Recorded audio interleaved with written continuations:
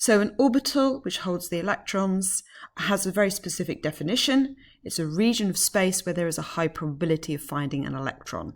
Please notice we say there's a high probability, not that the electron is definitely there.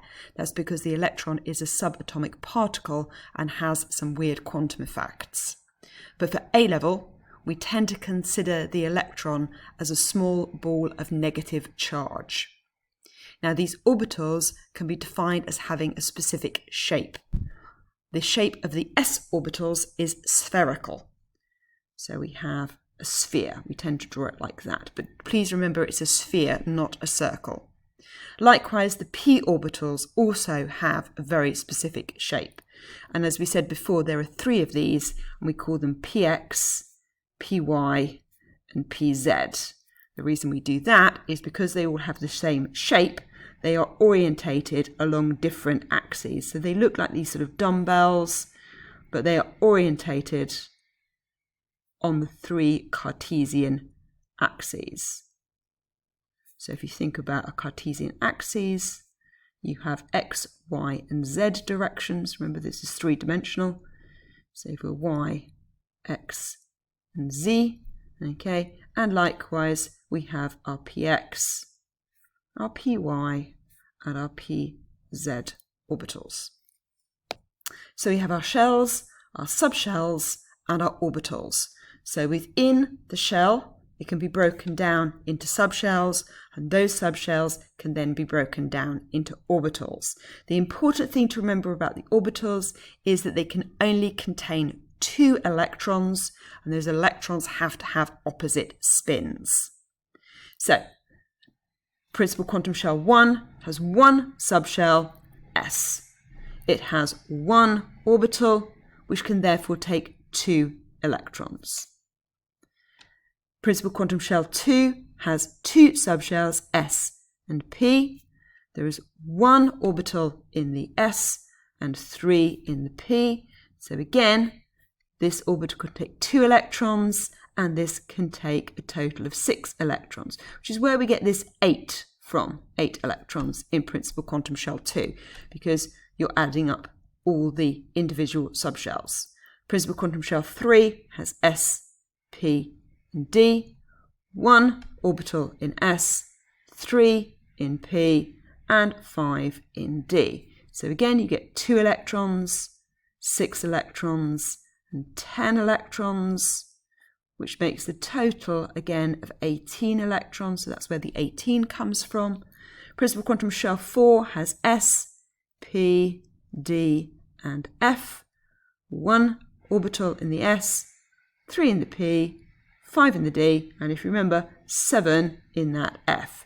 So I can take a total of 2 electrons. This can take 6 electrons, 10 electrons, and then 14 electrons. And this is where I get this 32 electrons from. So now that we've got this better idea about electron configuration, we can link that back to our dot cross diagrams. And we're going to look at calcium. So here we have our calcium dot cross diagram, and from our GCSE knowledge we know it's 2882.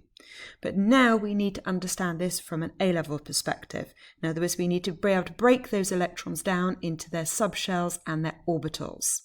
So you can see up the side here, each of the different subshells has a different energy.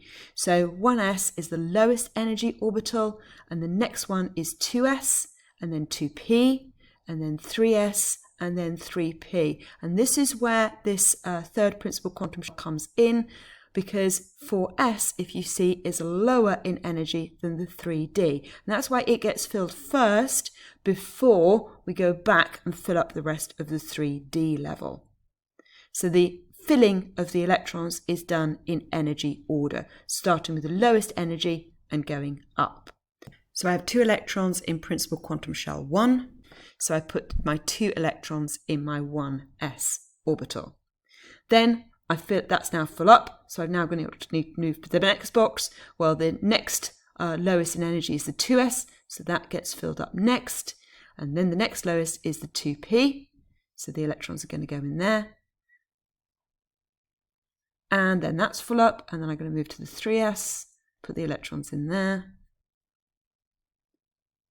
Now, last 2 electrons go into the 4s, and then they'll go to fill up the 3d. So it's important that you understand that principal quantum shells are composed of these subshells with slightly different energies.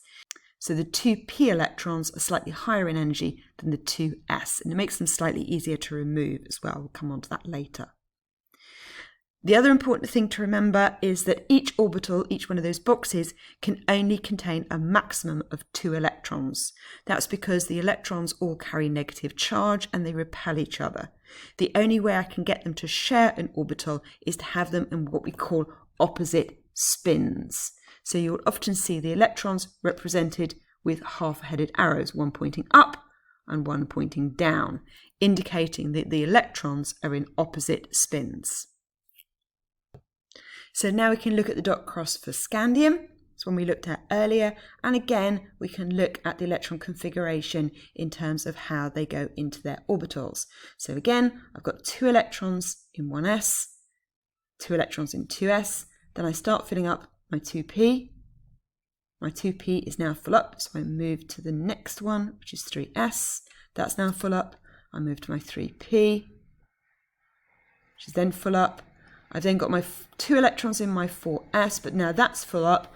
But now the next one up is my 3d, which contains 1 electron. So it means that I've got these 9 electrons sitting in my principal quantum shell 3. 2 in 3s, 6 in 3p, and 1 in 3d.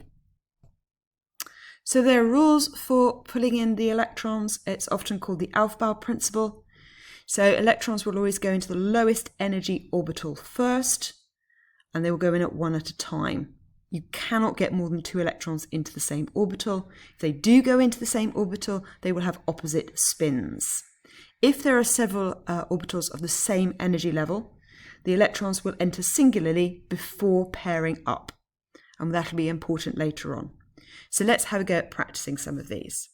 So I'd like you to pause the video at this point and have a go at doing the electron configuration in the boxes for the elements on page 8. So you should have a table that looks like this. Things to pay attention to is things like nitrogen here. Notice that the electrons go in singularly before pairing up.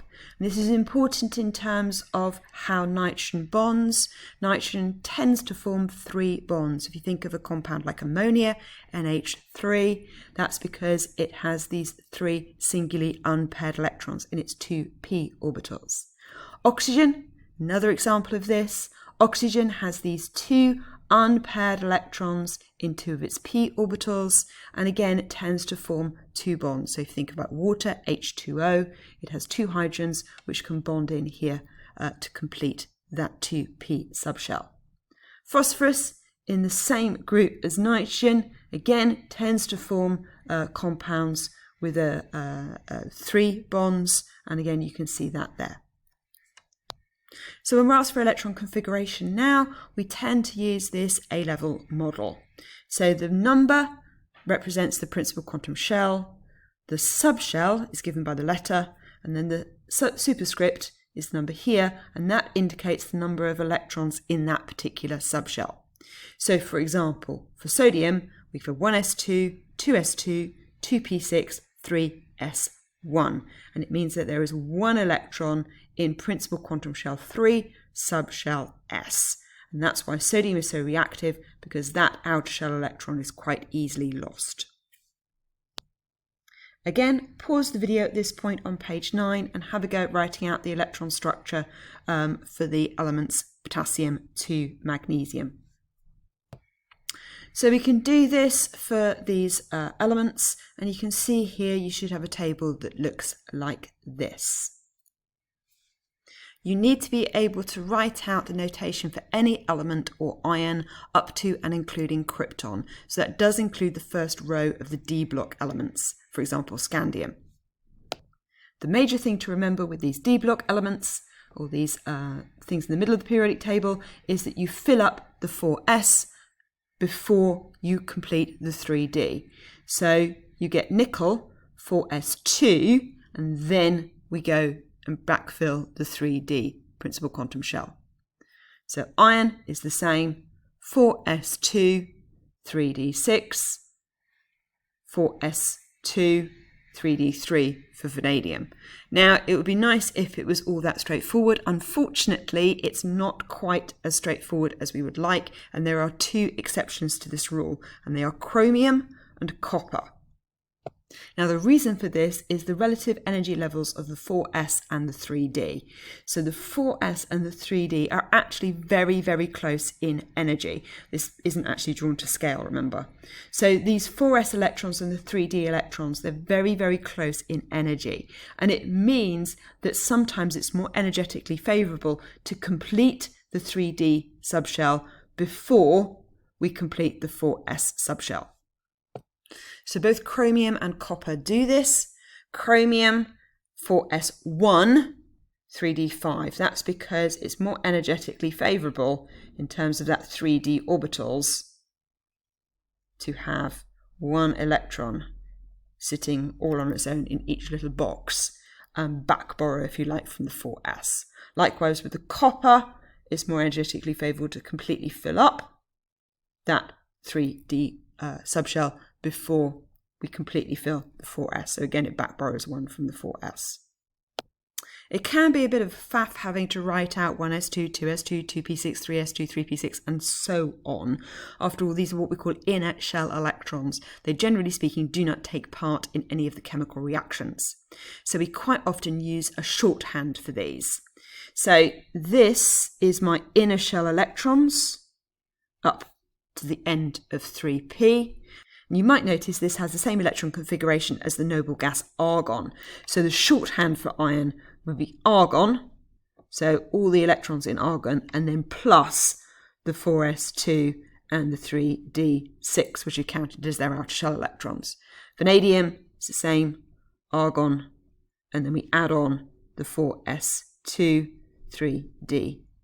It just means we don't have to write out all the inner shell electrons, which after all don't take part in any of the chemical reactions. So if you remember back to our work on atomic structure, when an atom forms a positive ion, it loses electrons. When it's negative ion, it gains electrons. And those electrons are added or lost from the highest energy level first. So remember, the 1s, the closer you are to the nucleus, the lower in energy that orbital is. So sodium cation, well, sodium cation has 10 electrons in it. So it has the electron configuration 1s2, 2s2, 2p6. So 1s2, 2s2, and 2p6. Like that. The fluoride, well, the fluoride has gained an electron, so it has, again, 10 electrons. So again, it's 1s2, 2s2, 2p6. So again, 2, 2, 1, 2, 3, 4, 5, 6. These ions are what we call isoelectronic. In other words, they have the same electron configuration. Notice they're still different. This is a sodium positive ion, this is a fluoride negative ion. They have different numbers of protons in the nucleus, so they're different elements, but they have the same electron configuration.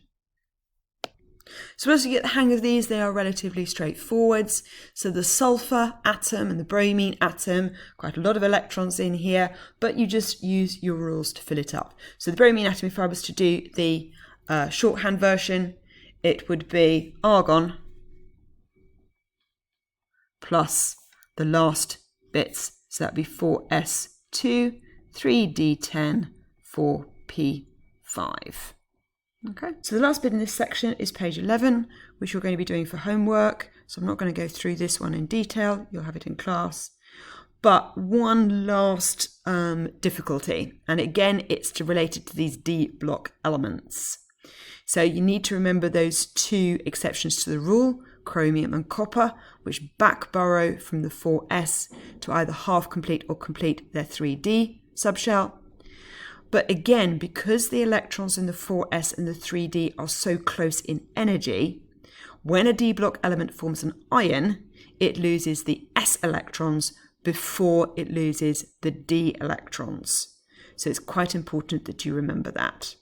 So the electrons go in to the 4s first, but they also come out of the 4s first.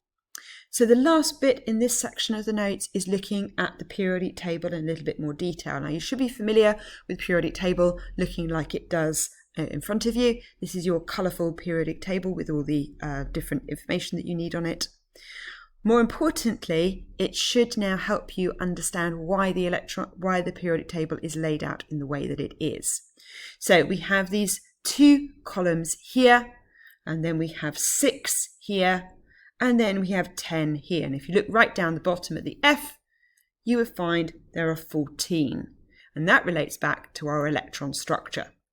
So here, the last electron, or the highest energy electron, goes in to an S block. And this is why we call these 2 columns of the periodic table the S block elements. You'll also notice that hydrogen and helium are also labelled as S block elements. That's because in both cases the highest energy electron is going in to an S orbital. Over the other side of the periodic table we have the one we've coloured in yellow, and this is my P block elements because their highest electron goes into a P orbital, and the same with the D block elements in the middle. So this is why the periodic table is the shape that it is. So this is how we can define an S block element, is the element where the highest energy electron, or the last electron, goes into an S orbital. And it's the same for P and for D as well. So that finishes this section of the notes. So on page 13, we want you to do a summary. For every pack, we expect you to do a revision page. For this pack, we're giving you a little bit of help. So down one side, we have our syllabus statements. These are always given to you on the front cover of the pack. You need to be very careful as you go through the packs that you tick off, that you understand all of those different specification points. What we'd like you to do is to read the specification statements and make a comment. Now you can do that in the pack, or you can do that as a separate revision page. So that finishes this section of the notes. In the second section, we're going to look at ionization energies. And ionization energies help us to prove the existence not only of shells, but also of subshells and orbitals. So until then, take care. See you later. Bye-bye.